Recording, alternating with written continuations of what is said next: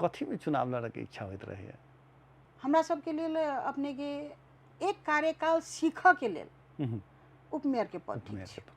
कियाकि हम मेयर में जाइए का जखन हम जनकपुर के नहीं लीड कर सकबे, जखन हम नहीं चला सकबे, तो हम ओठन जाके पहुँच के की करबे? ई वर्तमान मेयर दिस अपने के कटाक्ष तो नहीं छै?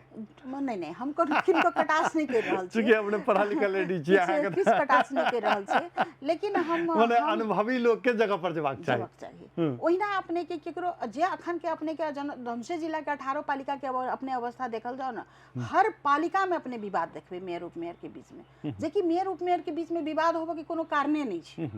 मेयर के अपन सेक्टर छै, उपमेयर के अपन सेक्टर छै। जखन उपमेयर अपन काज अपना हिसाब से करते तो उपमेयर से केला लड़ते जी। जखन उपमेयर अपना हिसाब से मेयर अपना हिसाब से काज करते तो उपमेयर के केला इंटरफेयर करते।